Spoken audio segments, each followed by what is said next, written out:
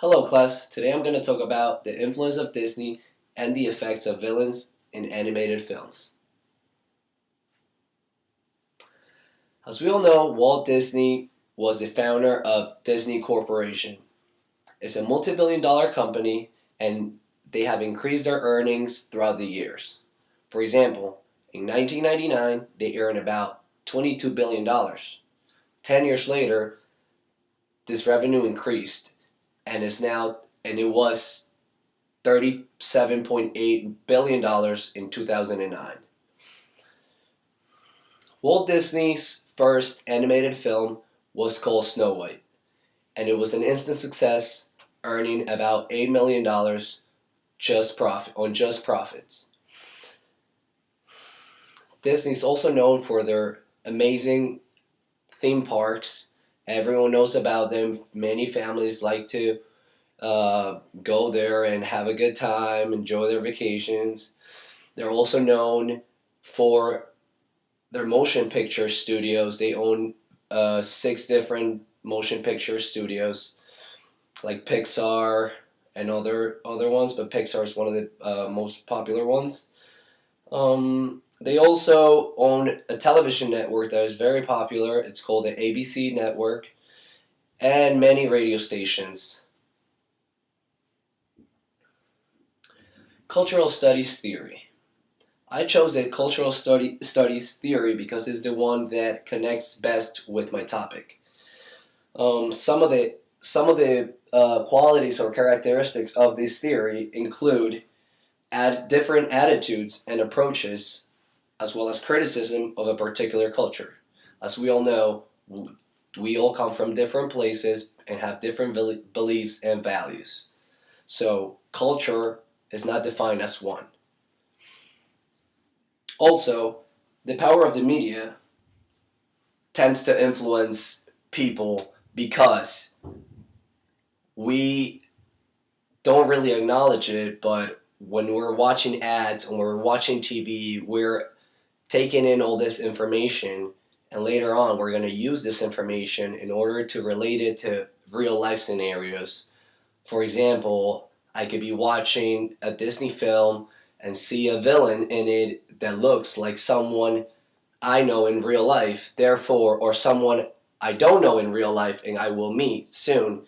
Therefore, when I actually get to meet that person, I'm probably going to have an image in my head and think and relate it to the actual character in Disney. And many times, people could be wrong. The cultural studies theory also involves two groups, the powerful group and the oppressed group. This means that the powerful group will use all its power to control the minorities or oppressed groups. What this means is that we tend to listen to what the media or the powerful companies have to say, not only because we like to hear it or we relate to it and we grew up watching it, but also because we don't really have a choice. Disney, as a large corporation, owns many TV channels and they try to put their message out there in order for us to watch it and become used to it, and like when we go out then maybe we can get a product because we've already seen it before, so we'll recognize it. This could be a problem because us, like as a society, we don't really have a voice, we don't have a choice. We are given this information that many times we are not even comfortable with, or maybe we don't even relate to, but we have no choice and we have to just take in all that information, and many times it can actually influence us and our decisions, real life scenarios, interactions with other people, and many other things. Why do Disney continue to give us all this information, sell us all these products? Their ultimate goal at the end of the day is to make a profit, and they do a really good job. They continue to maintain the status quo, and by doing this, they give us this illusion, they give us this information, and we just tend to accept it, and they continue to be in control, and everyone else, the minorities, continue to be oppressed. The next slide talks about Disney's power. As I said earlier, Disney has complete control of production, distribution, and uses technology in order to sell their products, to relate to us, to make their information or products accessible for us. Disney provides with information and entertainment to millions of people. They are known all over the world. It's known that Disney is a very famous corporation. All the films, many people have grown up watching their films, and there aren't a lot of people that are not familiar with Disney. Not just in the US, but everywhere, all over the world. Disney tends to give us this idea of freedom. Like I said previously, they try to make us buy certain things. They turn us into the perfect consumer. Like, they turn us into the perfect strategy in order for them to become rich, which is they give us the freedom of choice in order to buy either that product or this product, but they're both owned by Disney. So we have option B, option A, but they're both from Disney. But they want to make us believe that it's our own choice, and we're making our own choice, and we're going by what we want to do. Disney also works as an educator, because many kids, many adolescents grow up and like to watch the films, and sometimes we don't really know what to think of, like, a certain individual. But Disney's films help us see that, oh, maybe that guy is fat, maybe he's mean. Some of the characters in Disney that are villains happen to be either fat or ugly, or they have to have some physical disability. But this could influence us, and we can believe that if we see a person with a disability, or a person that, like, is, I guess, unattractive, we might judge them and think that they're bad just because we can relate it to Disney. Should we trust Disney? I don't think we should trust Disney, because there are many other aspects of a society, of growing up as a human being, besides just watching films. Like, it's not all about a love story, a prince, a princess. Real life scenarios are a lot different from what Disney likes to portray on their films. Powerless minorities. The powerless minorities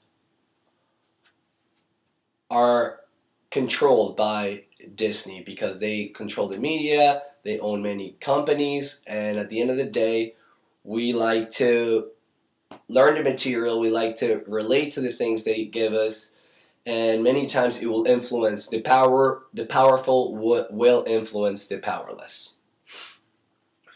Disney's influence is our next slide. An American teen consumes about 8 hours of media daily. This includes computer, TVs, video games, different things that just the internet, everything. And this, of course, is a lot of time that we take out of our day to go into the internet and search for different things. And like I said before, let's say I'm not looking for Disney. I can go on the internet and not look for Disney, but at the end of the day, they are not just Disney. They own a lot of different companies. So at the end of the day, they're still selling you that message. They're still sending that same message they were trying to send at first. For example, they own ESPN. I can watch ESPN. I love sports. I like to watch ESPN.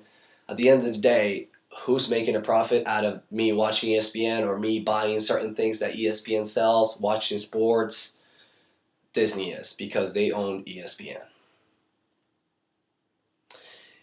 Numbers are very high. For example, 40,000 ads a year only in television. That's what we see. Around 40,000 ads. It's a lot of ads, and they're mostly owned by Disney. So once again, it all comes back to them. They're in complete control of what we watch, even though we don't like to acknowledge it or we don't like to recognize. According to researchers, by the time a child reaches the 4th grade, they have memorized around 300 to 400 ads, which is scary. Like, we tend to watch commercials, we tend to recognize brands, and all this it becomes part of our lives. And like I said, we tend to familiarize it with our life, and we tend to go for something that we've already seen. Like, we tend to be comfortable with what's familiar to us. So Disney does a pretty good job because it covers many areas. The average American spends 6 hours. That's just not kids, but adults and parents, everyone, spend around 6 hours watching a video-based entertainment. The Disney villains. Disney villains I will be talking about are from 9 different films. From the Queen and Witch is one of them, from Snow White. Ursula is another one, from The Little Mermaid. Captain Hook from Peter Pan. Scar from The Lion King. And Aladdin. Jafar from Aladdin, I'm sorry. And Sleeping Beauty, Lady and the Tramp, The Emperor's New Groove, and Lilo and Stitch. What's some of the qualities that best describe a villain from a Disney film? According to researchers, they are usually unattractive. They usually have darker hair, darker skin. They're old. They're disabled, obese, like in The Little Mermaid, and evil, just in general. Why is this controversial? Because many different groups can find this offensive. Like, why does the guy with the darker skin or the darker hair has to be the villain of every Disney film? Why does the old have to be a villain? Why does a fat guy has to be a villain? Why does physically disabled has to be a villain? As we can see, Disney shows these characteristics as evil, and sometimes, most of the time, we could be wrong. Kids can see a film where there's an old lady and she's a villain, and they can also see an old lady and think she's bad or think she's mean, and just start creating things in their heads. The difference with the villains, the heroes have a total different image. They're very attractive, they're very thin, young, they're white or light skin, they have lighter eyes, and they're usually dressed in brighter colors. For example, Peter Pan. I chose Peter Pan as one example because he is so different from Captain Hook. They're the opposite. He's also physically disabled, and I think that is not a good image for other people who are going through the same thing. That doesn't make him evil. That doesn't make him villains. What is the message Walt Disney or the Disney Corporation wants us to know? Well, as we can see, most villains in the Disney films are usually portrayed negatively. For example, you don't see a maybe white male villain in any of the Disney films, especially in the 9 films that I've chosen for my project. Also, this can mean that the more time I spend watching Disney, since they keep portraying, they keep showing me these images, the more time I spend with them, the more familiar I will get with it, and the more I'm gonna become stereotypical and judge people by their looks or by their lack of beauty and different aspects that just involve stereotypical behavior.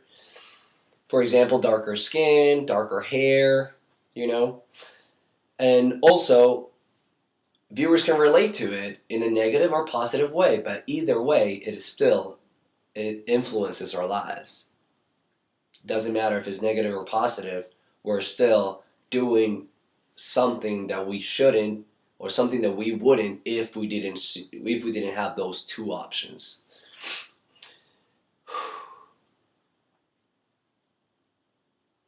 Okay, well, like I mentioned before, we can also find a relationship or see a relationship between animated films and Disney villains.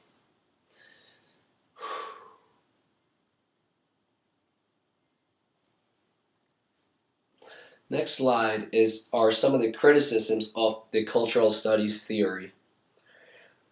Of course, one can misinterpret what culture means in the cultural studies theory because, like I said previously, we all come from different backgrounds, we all have different values, and also gender has something to do, sexual orientation has something to do with it. And we can miss it. We can maybe try to watch a film and not get the real message of it, or maybe we can just see the message they want us to see. And many times we could be wrong. And like if we relate it to real life, we can't just say that every villain is black or every villain is fat. It just doesn't make sense. It's not real life. It's not. We're giving our kids, we're giving our um, younger generations information that is not true. That many times is wrong. That is one of the criticisms of the cultural studies theory. We can't just say that there's one culture. There are many cultures, and this is why this is so controversial. Also, there's different approaches because there's different approaches to the cultural studies theory because we just have different thoughts and different images in our heads from our past experiences. Like I can't relate to the same animal because maybe one day that animal attacked me when I was younger. So I wouldn't be like, you like dogs, but a dog attacked me. So we don't share that, even though they could tell us that they're good dogs or whatever. Like we just don't trust them because we're familiar with a bad image of a dog. Also, the cultural studies involves material goods. The cultural studies theory involves us as consumers. Disney corporations tries to sell us a product, but we don't. This is where it gets controversial because we don't know if this product I might want the product just for personal use, but other people might want it because of the film. Like it doesn't like sorry. Disney is selling a product to us and we are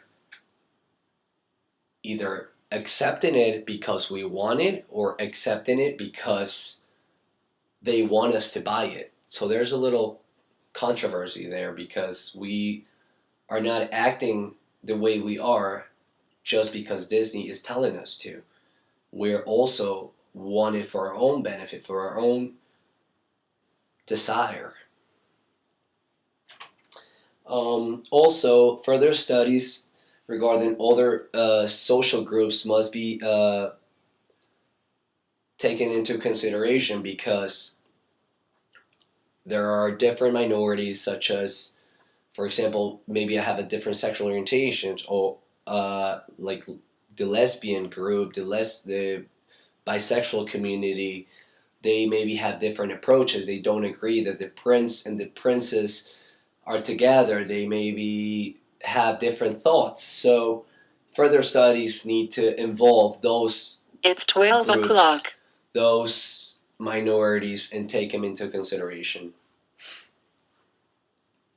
In conclusion, Disney does influence our society, whether it's negative or positive. They still get their message across. They still become richer, and they influence us either negatively or positively. But it is an influence in our lives, and many times it shapes our beliefs, shapes our thoughts towards a certain subject. We are also a consumer-based society, whether we like to face it or not. We enjoy that freedomness of us buying a product, acquiring a product, just because of the fact that we want it, or just because of the fact that we can afford it. Many times it's just up to us, and as of today, we live in a consumer-based society. And lastly, culture is not defined as one. There are many thoughts, many beliefs, and you can't just say that there's one culture. You can't just think that Disney is guilty and Disney is the reason why we are this. We have different cultures. There are many things that come into consideration when we talk about Disney. Lastly, I would like to say that I really enjoyed making this project, and unfortunately, I would have liked to present this in person, but since I couldn't, I'm trying here to do my best and put the slides on the TV. I hope you enjoy the presentation. Thank you very much.